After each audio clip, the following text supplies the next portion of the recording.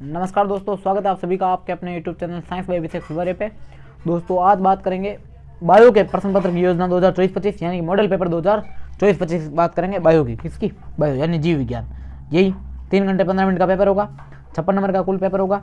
और आपको याद रखना इसमें वो कौन से प्रश्न, वही बायो वाला फिजिक्स वाला सेम ही, ठीक है, कोई ज़्यादा फर्क नहीं है। फिजिक्स केमिस्ट्री बायो तीनों में सेम है।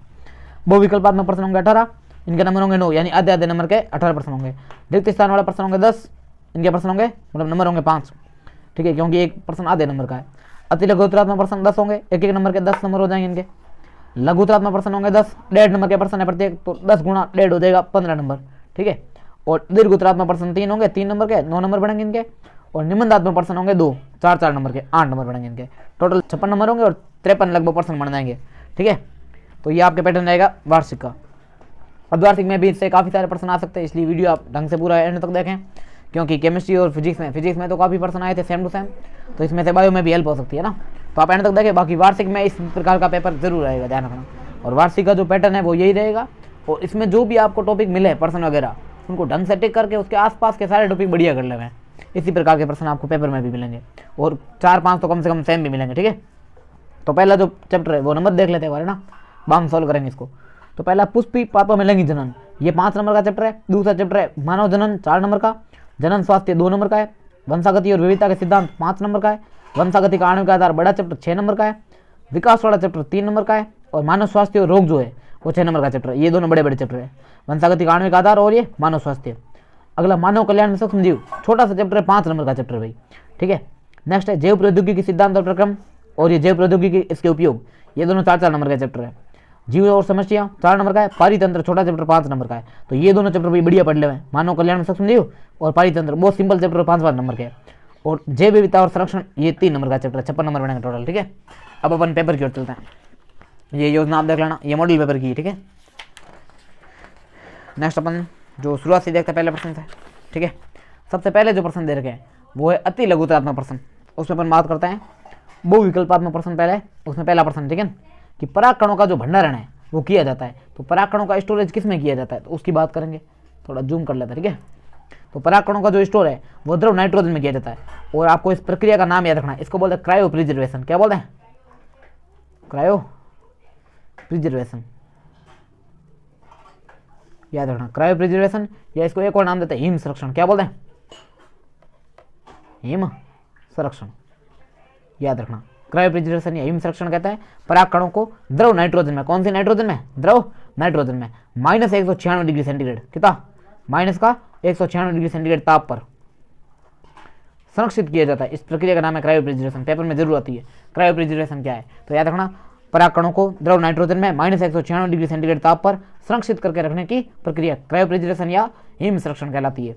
नेक्स्ट है 8 से 16 कोरखंडों वाले भ्रूण को क्या कहते हैं? तो 8 से 16 जो कोरखंड वाला भ्रूण है उसको मोरुला कहते हैं, या इसी को तूतक कहते हैं। रखना, मोरुला या तूतक, याद रखना। किसको? 8 से 16 को सीखिए, या कोरखंड वाले भ्रूण को। नेक्स्ट प्रश्न है पुरुष प्रजनन तंत्र की सहायक ग्रंथियां कौन सी है? तो शुक्राशय राइट है, प्रोस्टेट ग्रंथि राइट है, और बल्बो यूरेथ्रल यानी कंद मूत्रपथ ग्रंथि ये भी राइट है। तो इसका राइट आंसर होगा उपरोक्त सभी, सारी सही है, ठीक है। अगला प्रश्न है सगर्भता, मतलब चिकित्सक की सगर्भता समापन यानी एमटीपी की बात कर रहा है। एमटीपी यानी मेडिकल टर्मिनेशन ऑफ प्रेगनेंसी, यानी कि चिकित्सक की सगर्भता समापन को भारतीय सरकार ने, यानी भारत सरकार ने कानूनी स्वीकृति कब दी थी? तो ये दी थी भाई 1971 में। कब? 1971, याद रखना। 1% सन का जरूर आता है। अगला प्रश्न है सहलग्नता शब्द किसने दिया? यानी लिंकेज शब्द, कौन सा शब्द? LINKG, लिंकेज शब्द किसने दिया था? तो TH मॉर्गन है। कौन सा मॉर्गन? TH मॉर्गन ने दिया था। कौन सा शब्द? सहलग्नता शब्द TH मॉर्गन ने दिया था, ठीक है भाई, याद रखना। सहलग्नता यानी लिंकेज शब्द किसने दिया? TH Morgan. हेलो, TH ये मॉर्गन, याद रखना भाई, ठीक है।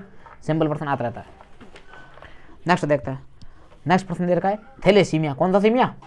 थैलेसीमिया जो 2 सन्निकट संलग्न या लग्न जीन HbA1 और HbA2 द्वारा नियंत्रित होता है, वो कौन से गुणसूत्र पर पाया जाता है? तो आपको याद रखना HbA1 और HbA2 ये दोनों अल्फा थैलेसीमिया। कौन सा?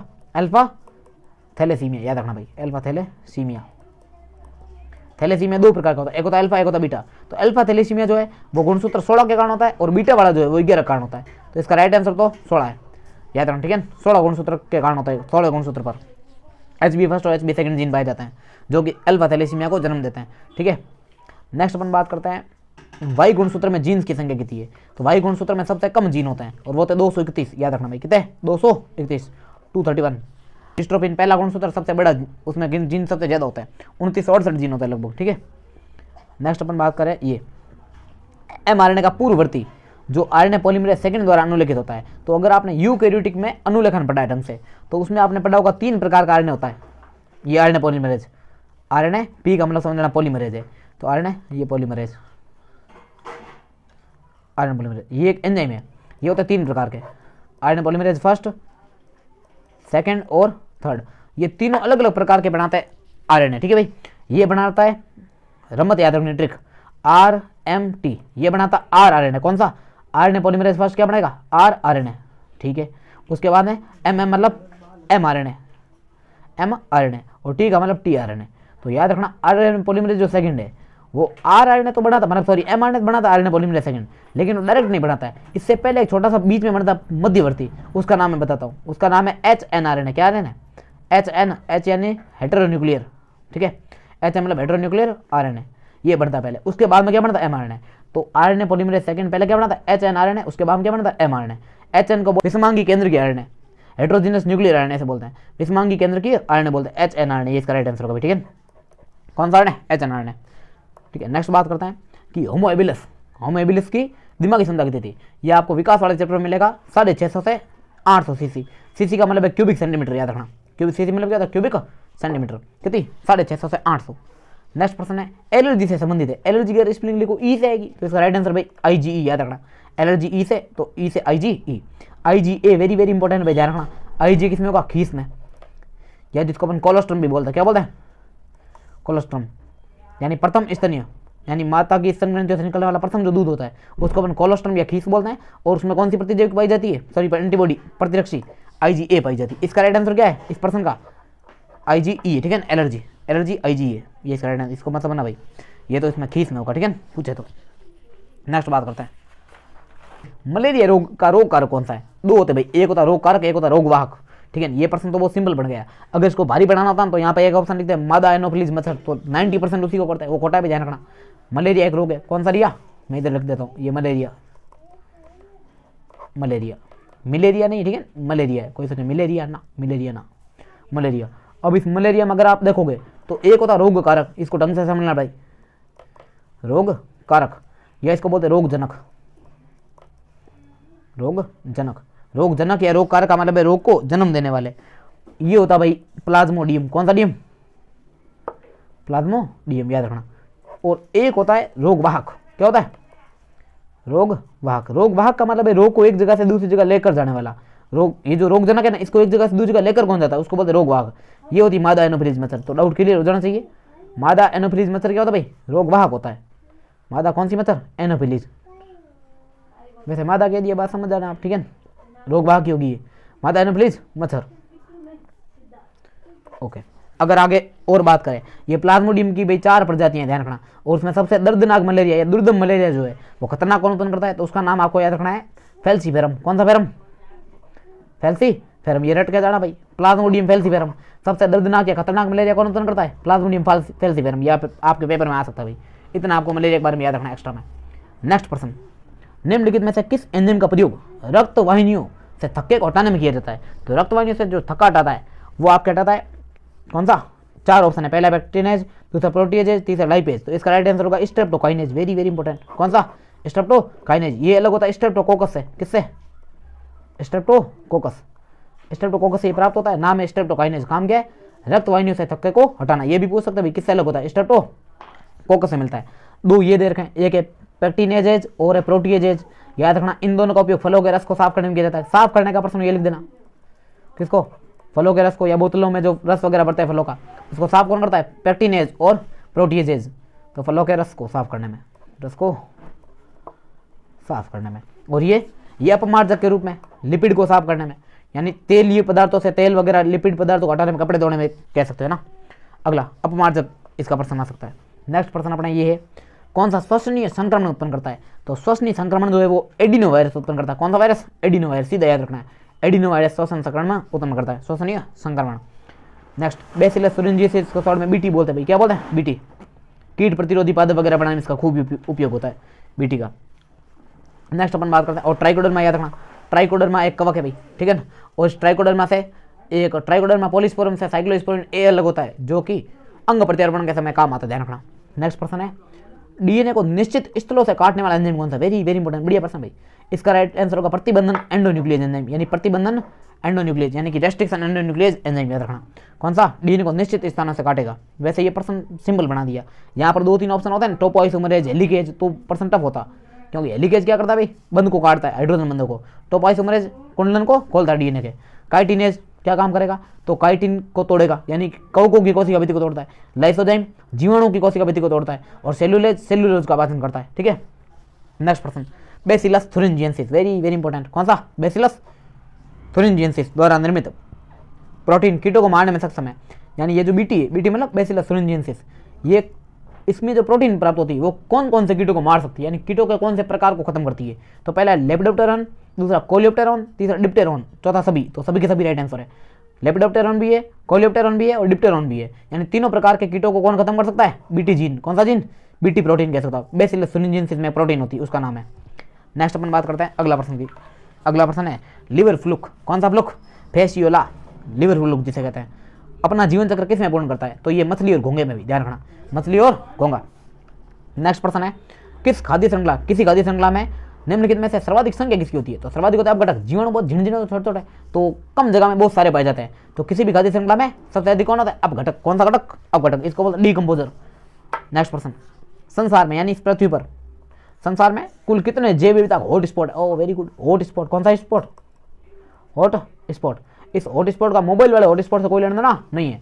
ऐसी जगह या ऐसे क्षेत्र जहां पर जैव विविधता अधिक मात्रा में पाई जाती है, ध्यान रखना, जैव विविधता यानी अलग अलग प्रकार के जीव, ऐसे स्थान जहां पर जैव विविधता खूब पाई जाती है, यानी पेड़ पौधे भी खूब है, जंतु भी खूब है, अलग अलग प्रकार की जातियां हैं, उस स्थान को अपन क्या बोलते हैं? Hot spot. जहां पर अत्यधिक मात्रा में पाई जाती है उसको हॉट स्पॉट कहते हैं, ठीक है। यानी नॉर्मल नहीं, बहुत ज्यादा, सामान्य से कई गुना ज्यादा पाई जाती है। और विश्व में ऐसे हॉट स्पॉट है भाई 34, कितने? 34, याद रखना। भारत में भी पूछ सकते हैं, भारत वाले आप किताब से चेक करना, शायद 3 दे रखे, अपने सारे नहीं याद रखने, लेकिन भारत वाले तो 100% 3 नाम याद रखना आपको, ठीक है। वैसे आजकल 4 मानते हैं, लेकिन आपकी बायो की बुक में ये भी 34 दे रखे हैं। आजकल खूब संख्या बढ़ गई होगी, लेकिन अगर आपको 34 दे रखा बुक में तो आपको 34 ही लिखना है, ठीक है। विश्व में कितना है? 34। नेक्स्ट है, रिक्त स्थानों की क्या कीजिए? पूर्ति कीजिए। हाँ, इसीलिए जन्म हुआ मेरा, ठीक है। पहला प्रश्न आपको दे रखा है, एक बीज में एक से अधिक भ्रूण की उपस्थिति, नाम से स्पष्ट है। एक से अधिक जब कोई चीज होती है उसको बहु बोलते हैं, क्या बोलते हैं? बहु। और भ्रूण है मतलब भ्रूणता, तो इसमें क्या लिखोगे? बहु भ्रूणता, याद रखना, बहु भ्रूणता यानी पॉली एम्ब्रियोनी, ठीक है, बहु भ्रूणता। एम्ब्रियो मतलब भ्रूण, पॉली मतलब ज्यादा, तो बहु भ्रूणता यानी पॉली एम्ब्रियोनी कह सकते हो। दूसरा, भ्रूण और गर्भाशय के बीच संवहनी संपर्क बनाने वाली संरचना, तो इसका नाम अपरा। कौन सी रहा? ये अपरा। इसको प्लेसेंटा भी बोलते हैं। कौन सी सेंटा? प्लेसेंटा, याद रखना भाई, ये बहुत बहुत इंपॉर्टेंट है। आपके पेपर में आएगा प्लेसेंटा से स्त्रावित होने वाले 2 हार्मोन के नाम, तो एक तो याद रखना HPL और एक HCG। कौन सा CG? HCG और HPL। HPL का मतलब है ह्यूमन प्लेसेंटल लैक्टोजन हार्मोन, यानी मानव अपरा लैक्टोजन हार्मोन। HPL का पूरा नाम किसका? HPL का। और एक HCG human Korean gonadotropin hormone. ये दोनों पूछ सकते भाई, अपरा से स्त्रावित होने वाले 2 हार्मोन HPL और HCG। बाकी एस्ट्रोजन प्रोजेस्टेरोन तो वही। नेक्स्ट प्रश्न, टाइफाइड ज्वर की पुष्टि कौन से परीक्षण से होती है? वेरी वेरी इंपॉर्टेंट, 50 बार आ रखा है प्रश्न। विडाल परीक्षण। कौन सा? विडाल या विडोल लिखा आ सकता है, विडाल परीक्षण याद रखना, ठीक है। नेक्स्ट प्रश्न, अपरा को प्लेसेंटा कहते हैं, याद रखना ये। नेक्स्ट, विषाणु संक्रमित कोशिकाएं कौन सा प्रोटीन स्त्रावित करती है? या हाँ, स्त्रावित करती है, सही बात है। तो विषाणु संक्रमित कोशिकाएं यानी ऐसी कोशिकाएं जिसमें विषाणु का संक्रमण यानी वायरस का संक्रमण हो चुका है, वो बनाती इंटरफेरॉन। कौन सा फेरॉन? इधर लिख देता हूं मैं साहब आपके लिए, ये इंटरफेरॉन वेरी वेरी इंपॉर्टेंट है, ध्यान रखना। इंटरफेरॉन प्रोटीन बनाती है कौन सी कोशिकाएं? जिसमें विषाणु का संक्रमण हो चुका है, ताकि पास वाली कोशिकाओं में आगे संक्रमण नहीं फैले। उस प्रोटीन का नाम क्या है? इंटरफेरॉन। अगला प्रश्न देखते हैं। नेक्स्ट है, रोगजनक कीटों तथा संधिपादों पर हमला करता। ऐसे कौन से रोगजनक है जो कीटों और उनके संधिपाद यानी कि जोड़ों पर अटैक करते हैं? तो उसका नाम है बेक्यूलोवायरोसिस। कौन सा भाई? इधर लिखता हूं मैं, ध्यान रखना, ये इधर बेक्यूलोवायरोसिस, ये बेक्यूलोवायरोसिस, बेक्यूलोवायरोसिस जो है ये एक प्रकार के वायरस वगैरह हैं जो कहाँ अटैक करते हैं? कीटों और संधिपादों पर हमला करते हैं, यानी एक तो कीटों को उड़ाते हैं और संधिपाद मतलब जोड़ों पर अटैक करते हैं। नेक्स्ट है, डीएनए खंडों को कौन सी तकनीक से अलग करते हैं? ये भी बहुत सिंपल प्रश्न है और बहुत बढ़िया प्रश्न है, इसका डिटेल में प्रश्न भी आता रहता है। इसका नाम है जेल इलेक्ट्रोफोरेसिस। कौन सा? जेल इलेक्ट्रोफोरेसिस, इलेक्ट्रोफोरेसिस, कोई सच अंग्रेजी में, हाँ ऐसे ही आता पेपर में, आप में क्या करें भाई, जेल इलेक्ट्रोफोरेसिस, ये इसको बोलते हैं जेल विद्युत संचलन, दोनों याद रखना अपने, जेल विद्युत को विद्युत भी लिखा मिल सकता है, विद्युत संचलन, दोनों सेम नाम है भाई, जो आप लिखो आपकी इच्छा। नेक्स्ट प्रश्न देखते हैं। अगला प्रश्न है, मानव प्रोटीन का उपयोग एम्फीसीमा है ना के उपचार में किया जाता है, तो ऐसा कौन सा मानव का प्रोटीन है जिसका उपयोग एम्फीसीमा के उपचार में होता है, तो उसका नाम है अल्फा 1 एंटीट्रिप्सिन। अल्फा लेक्ट वाला अलग है, ठीक है, वो गाय में बनाते हैं, अपना याद नहीं रखना, यहाँ पर याद रखना है, यहाँ पर लिख रहा हूँ अल्फा 1 एंटीट्रिप्सिन। कौन सा ट्रिप्सिन, एंटी में लिखना, एंटीट्रिप्सिन याद रखना है, बहुत इंपॉर्टेंट एंजाइम है, नाम है प्रोटीन, सॉरी यहाँ और एंजाइम प्रोटीन ही होता है, ठीक है, ट्रिप्सिन वगैरह सारे एंजाइम ही होते हैं, सभी एंजाइम लगभग प्रोटीन होते हैं, दो को छोड़कर। एक तो याद रखना राइबोजाइम, ये आ सकता है पेपर में, राइबोजाइम, ये एक ऐसा आरएनए जो प्रोटीन के रूप में मतलब एंजाइम के रूप में करता है, ये क्या है आरएनए, ऐसा आरएनए जो एंजाइम के रूप में कार्य करे उसको बोलते हैं राइबोजाइम। और एक होता है एंजाइम, कौन सा जाइम, एंजाइम, ये एक एंटीबॉडी होती है, ऐसी एंटीबॉडी लिख देता हूँ मैं, चलो काम ही आएगा आपके, एंटीबॉडी, ऐसी एंटीबॉडी जो एंजाइम के रूप में कार्य करे उसका नाम एंजाइम, क्या नाम है एंजाइम। और ऐसा आरएनए जो एंजाइम के रूप में कार्य करे उसको बोलते हैं राइबोजाइम, कौन सा जाइम, राइबोजाइम। तो ऐसा आरएनए जो एंजाइम के रूप में कार्य करे राइबोजाइम कहलाता है, और ऐसी एंटीबॉडी यानी प्रतिरक्षी जो एंजाइम के रूप में कार्य करता है उसको बोलते हैं एंजाइम, क्या बोलते हैं, ये ए आधा बो है, ठीक है भाई, ध्यान रखना। नेक्स्ट है एबी, मक्का छेदक को नियंत्रित करता है, तो यहाँ पे लिखना क्राई फर्स्ट, इतना याद रखना है, CRY cry first AB, Hindi लिख सकता हूँ, क्राई फर्स्ट एबी, ये जो वो क्या करता है, मक्का छेदक को नियंत्रित करता है। और आपको साथ साथ में दो और याद रखना है, एक तो क्राई फर्स्ट एसी और एक है क्राई सेकंड एबी, ये दोनों जो है वो कपास में है, ठीक है भाई, कपास में पूछे तो कौन सा है, क्राई फर्स्ट एसी और क्राई सेकंड एबी, और मक्का में पूछे तो cry first AB, very very important, ठीक है, क्राई फर्स्ट एबी। नेक्स्ट प्रश्न, एक परजीवी पौधा जो सामान्यतः बाढ़ पादपों पर वृद्धि करता है, ऐसा कौन सा परजीवी पौधा, परजीवी पौधा वैसे भी एक एग्जाम्पल आपको 11th में पढ़ाया होगा सर वगैरह ने, तो आपको याद रखना कसकूटा, कौन सा कूटा, कस के कूटा, तो कसकूटा याद रखना, कसकूटा कहते हैं अमर बेल को, कौन सी बेल, अमर बेल। तो आप दोनों लिख देना ऑप्शन वगैरह ऑब्लिक लगा के, कसकूटा या अमर बेल एक परजीवी पौधा है जो बाढ़ पादपों पर क्या करता है, वृद्धि करता है, याद रखना कसकूटा या अमर बेल। अमर बेल का दूसरा नाम है, वैज्ञानिक नाम कसकूटा है। नेक्स्ट है कवक एवं उच्च कोटि के पादपों की जड़ों के बीच में जो सहजीवी संबंध होता है उसको अपन कवक मूल कहते हैं, याद रखना, क्या बोलते हैं, कवक मूल, वेरी वेरी इंपॉर्टेंट है ये कवक मूल। ऐसे बोलते हैं माइकोराइजा, कौन सा राइजा, माइकोराइजा, माइकोराइजा याद रखना, ये जो माइकोराइजा वो क्या है, उत्पादक जड़ है और कवक है, दोनों आपस में साथ साथ मिलकर रहते हैं, उसको बोलते हैं कवक मूल या माइकोराइजा। नेक्स्ट अब कुछ अति लघुतम प्रश्न है, ये मैं आपको सीधे लिख के बता देता हूँ क्योंकि इनको बोलने में टाइम लगेगा और आप लिख नहीं पाओगे।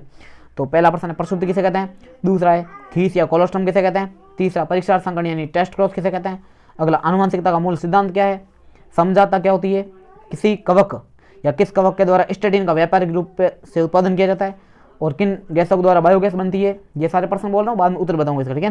नेक्स्ट बायोपायरेसी क्या होती है, और सहभोजिता को एग्जाम्पल से समझाइए, और एक है स्वच्छता संरक्षण। तो इन सबके उत्तर देखते अपन है ना,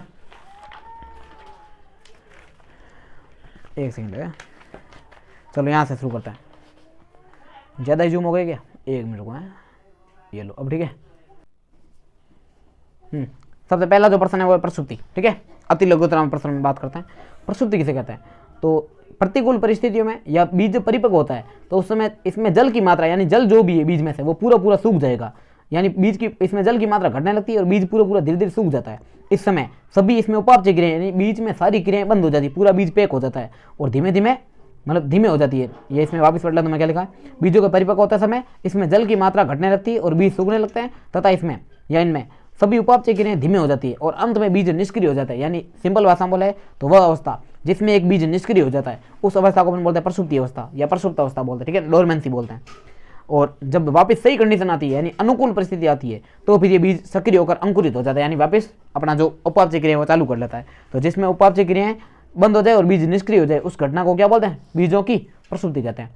नेक्स्ट प्रश्न है खीस या कोलोस्ट्रम क्या है, तो प्रसव के बाद यानी प्रेगनेंसी के बाद या फिर आप बोल सकते हो डिलीवरी के बाद, प्रसव के बाद स्त्री की स्तन ग्रंथियों माता की स्तन ग्रंथियों से निकलने वाला प्रथम दुग्ध, यानी कि या तो आप ऐसे बोलो कि प्रसव के बाद स्त्री की स्तन ग्रंथियों से निकलने वाला प्रथम दूध, या फिर दुग्ध स्त्रवण यानी जब दुग्ध का स्त्रवण होता है तो उसके आरंभिक कुछ दिनों में निकलने वाला जो दूध होता है उसको खीस या कोलेस्ट्रम कहते हैं। तो मादा की स्तन ग्रंथियों से प्रसव के बाद निकलने वाले दूध को क्या बोलते हैं? खीस या कोलेस्ट्रम, याद रखना। या इसको प्रथम स्तनीय भी बोलते हैं क्योंकि प्रथम बार। नेक्स्ट है अपना जो प्रश्न दे रखा वो है परीक्षार्थ संकरण यानी टेस्ट क्रॉस किसे कहते हैं? तो टेस्ट क्रॉस जो है वो किसे कहते हैं? F1 पीढ़ी के पादपों अर्थात अपन बोल सकते हैं संकर पादपों या संकर संतति। तो F1 पीढ़ी के पादपों या संकर संतति का संकरण अप्रभावी जनक के साथ जो करवाने की प्रक्रिया होती है, कौन सा जनक? अप्रभावी जनक, तो उसको बोलते हैं टेस्ट क्रॉस या परीक्षार्थ संकरण। याद रखना F1 पीढ़ी के पादपों का संकरण अप्रभावी जनक के साथ कराने की प्रक्रिया परीक्षार्थ संकरण कहलाती है यानी टेस्ट क्रॉस कहलाती है। जैसे एग्जाम्पल पूछे तो शंकर बैंगनी पुष्प वाले पादप है उसका संकरण शुद्ध सफेद वाले के साथ करा दो। तो शंकर बैंगनी ये तो संकर संतति यानी F1 पीढ़ी का पादप हो गया, और ये शुद्ध अप्रभावी जनक है। कैसा जनक है? अप्रभावी मतलब दोनों स्मॉल होंगे, ठीक है। जैसे मान लो कोई सोचे हमने तो टी पढ़ा है तो आप ऐसे लिख सकते हो, ये कैपिटल टी स्मॉल टी ये तो हो जाएगा शंकर वाला और स्मॉल टी हो जाएगा अप्रभावी। तो शंकर संतति का जो संकरण है वो किसके साथ करना है? अप्रभावी जनक के साथ। ये तो बस मैंने चित्र यूँ बनाया है, आपको इस चित्र की जरूरत नहीं है, आप खाली परिभाषा लिख देना, ठीक है। छोटा प्रश्न ही वैसे भी, ये कैपिटल वी है और ये स्मॉल वी है, यानी ये तो हो जाएगा शंकर बैंगनी और ये शुद्ध सफेद है, दोनों स्मॉल है शुद्ध सफेद होगा, और दोनों कैपिटल होते तो शुद्ध बैंगनी होता।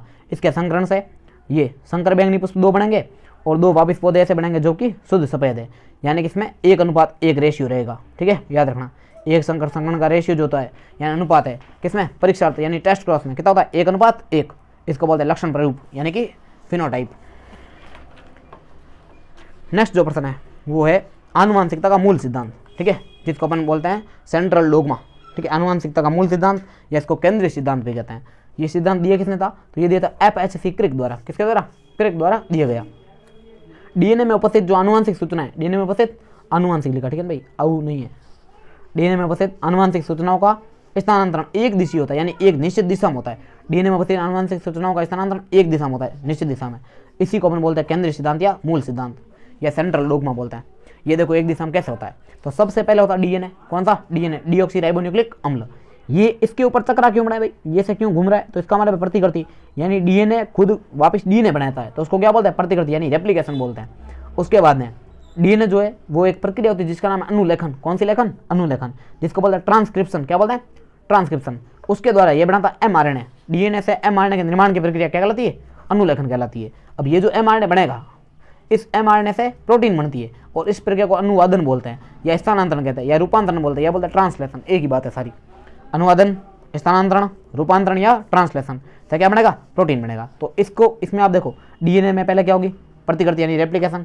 उसके बाद में क्या होगा? अनुलेखन। अनुलेखन से क्या बनेगा? एमआरएनए। एमआरएनए में क्या होगा? स्थानांतरण। उससे क्या बनेगी? प्रोटीन। तो ये एक निश्चित चरण है यानी स्टेप बाय स्टेप आगे की ओर चलेगा। इसीलिए इसको बोलते हैं कि डीएनए में उपस्थित आनुवांशिक सूचनाओं का एक दिशीय स्थानांतरण होता है। इसे आनुवांशिकता का कौन सा बोलते हैं? केंद्रीय सिद्धांत या मूल सिद्धांत।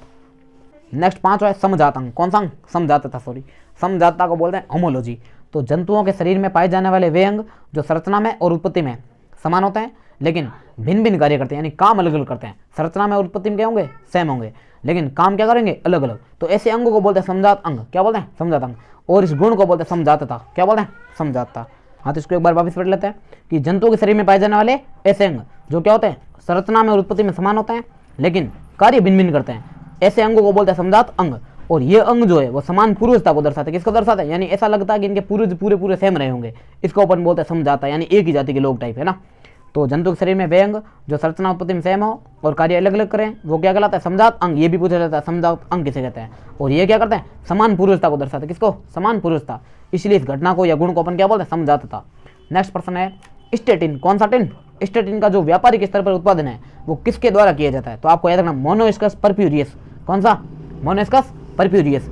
याद रखना मोनोस्कस परफ्यूरियस नाम की एक कवक या यीस्ट होती है जिसका उपयोग स्टेटिन के उत्पादन में करते हैं। और कोई सोचे स्टेटिन क्या काम आता है सर?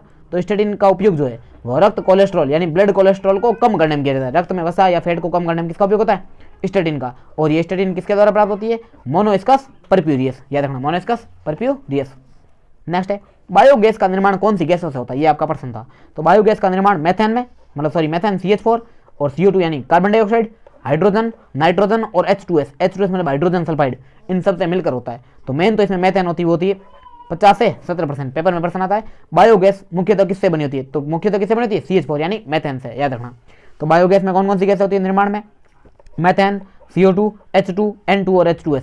या आपको कम से कम ये स्टार्टिंग वाली 3 याद रखनी, बुक में ऐसे भी 3 दे रखी है। CH4 यानी मेथेन, CO2 यानी कार्बन डाइऑक्साइड और हाइड्रोजन, बाकी में आदि लिख देना, आदि मतलब कोई भी और आ सकती है। ठीक है, अगला प्रश्न देखते हैं। नेक्स्ट प्रश्न दे रखा, नेक्स्ट है बायोपायरेसी। 8वां प्रश्न है बायोपायरेसी किसे कहते हैं। तो बायोपायरेसी में सुनो, बहुराष्ट्रीय कंपनियों एवं दूसरे संगठनों द्वारा किसी राष्ट्र या उससे संबंधित लोगों से बिना व्यवस्थित अनुमोदन या सतीपूर्वक भुगतान के जैव संसाधनों का प्रयोग करना बायोपायरेसी कहलाता है।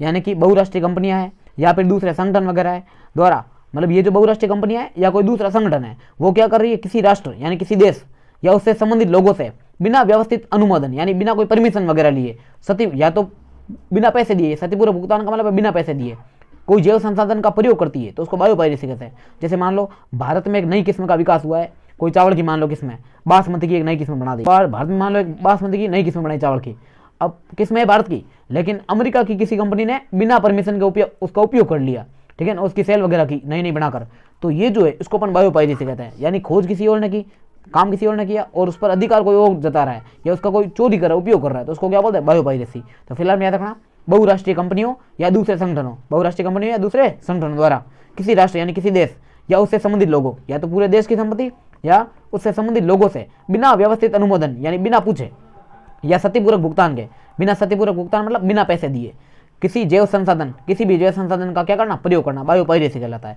ये थोड़ी जटिल परिभाषा लग रही है, इसलिए थोड़ी एक और शॉर्ट देख लो। राष्ट्रीय संपत्ति या जिनी स्रोत, राष्ट्रीय संपत्ति, जिनी स्रोत या जैविक स्रोतों की डकैती या चोरी या बिना अनुमति के क्या करना, प्रयोग करना, बायोपायरेसी कहलाता है। आप ये याद रख लेना, राष्ट्रीय संपत्ति यानी या तो कोई राष्ट्रीय संपत्ति है या फिर जिनी स्रोत है, या निजी स्रोत भी लिख सकते हैं यहाँ पर, जिनी थोड़ा बड़ी निजी लिख देना, निजी स्रोत यानी किसी व्यक्ति का पर्सनल स्रोत है। तो राष्ट्रीय संपत्ति, निजी स्रोत या जैविक स्रोतों की डकैती या चोरी करना, डकैती या चोरी करना या बिना अनुमति के क्या करना, प्रयोग करना, बायोपायरेसी कहलाता है। ठीक है, नेक्स्ट प्रश्न है सहभोजिता क्या है। ये तो इंपॉर्टेंट है, पिछली बार आया था 2023-24 में शायद, कमनसेलिज्म बोलते हैं, क्या बोलते हैं, कमनसेलिज्म यानी सहभोजिता। ऐसी पारस्परिक क्रिया जिसमें एक जाति को तो लाभ होता है लेकिन दूसरी जाति को ना तो लाभ होता है ना हानि होती है, उसको बोलते हैं सहभोजिता। स मतलब साथ साथ होता है वैसे, लेकिन यहाँ पर फिट नहीं बैठेगा, ठीक है, ध्यान रखना। तो सहभोजिता मतलब कमनसेलिज्म यानी ऐसी पारस्परिक क्रिया जिसमें एक जाति को क्या हो, लाभ, और दूसरी जाति को ना तो लाभ हो ना ही हानि हो, तो उसको अपन क्या बोलेंगे, सहभोजिता बोलेंगे, याद रखना। जैसे एग्जाम्पल देखो, जैसे आम के पेड़ पर अधिपादप, अधिपादप मतलब पेड़ के ऊपर पादप, ठीक है, आम का पेड़ है, मेन पेड़ किसका, आम का, उसके ऊपर अधिपादप यानी उसके ऊपर एक और नया पौधा लग गया जिसका नाम है आर्किड। क्या नाम है, आर्किड। तो आम के पादप पर या पेड़ पर अधिपादप के रूप में आर्किड पाया जाता है। इससे फायदा क्या होता है, आर्किड को तो रहने के लिए क्या मिलता है, जगह मिलती है, लेकिन आर्किड की उपस्थिति में आम को ना तो फायदा होता है ना तो हानि होती है, यानी आम को ना लाभ है ना हानि है।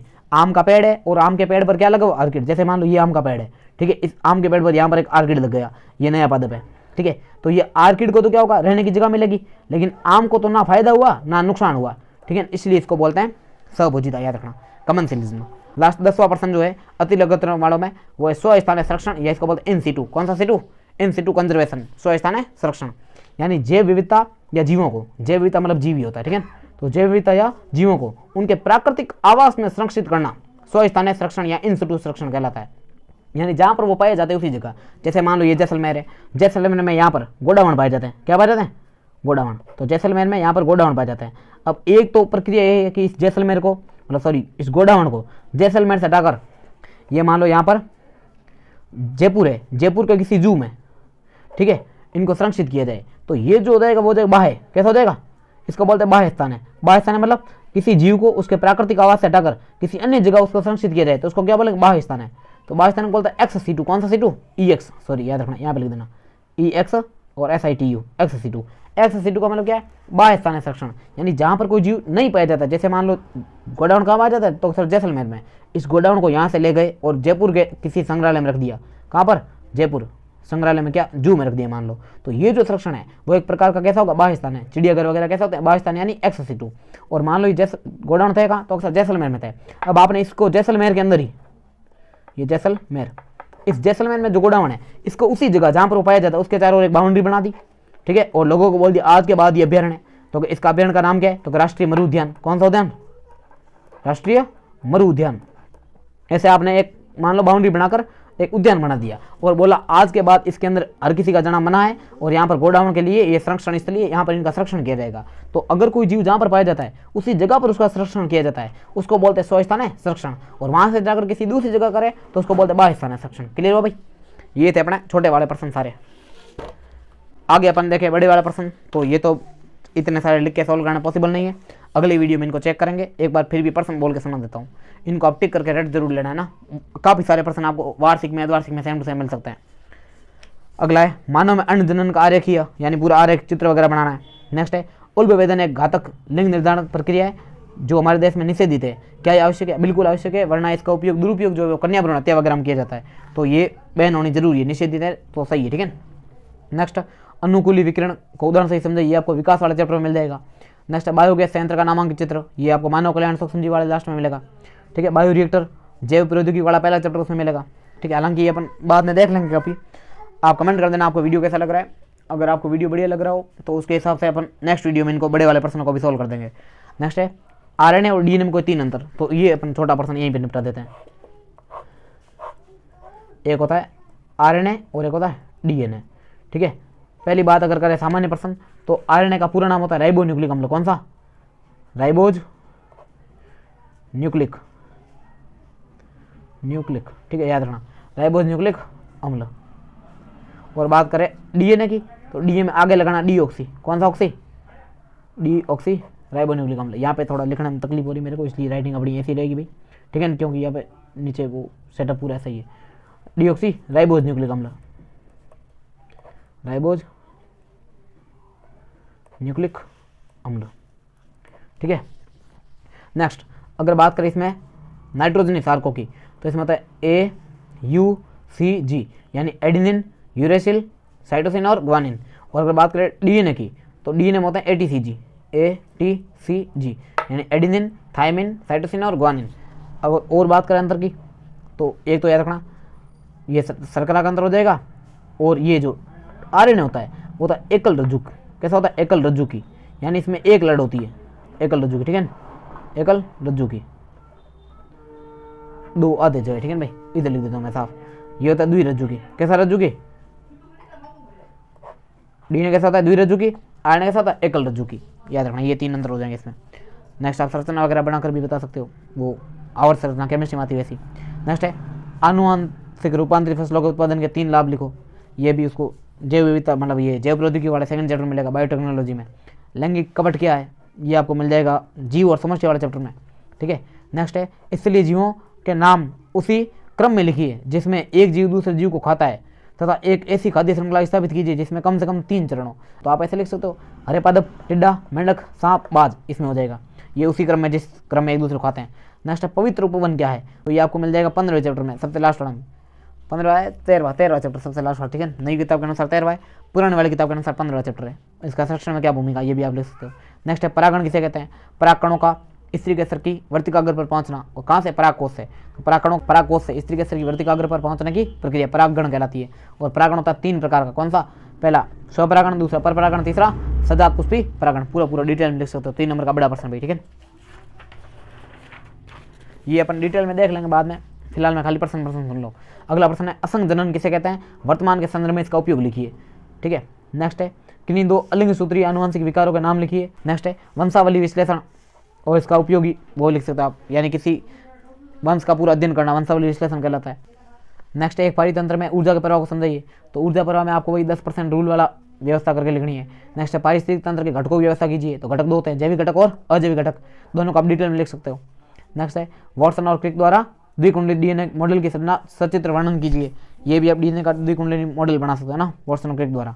नेक्स्ट प्रश्न है यूकैरियोटिक कोशिकाओं में डीएनए कुंडली की पैकेजिंग को सचित्र समझाइए, ये आपको मिल जाएंगे दोनों प्रश्न किसमें, वॉटसन और क्रिक वाला ये द्विकुंडली मॉडल और यूकैरियोटिक कोशिका में डीएनए की पैकेजिंग, ये दोनों आपको मिलेंगे वंशागति आणविक आधार चैप्टर में।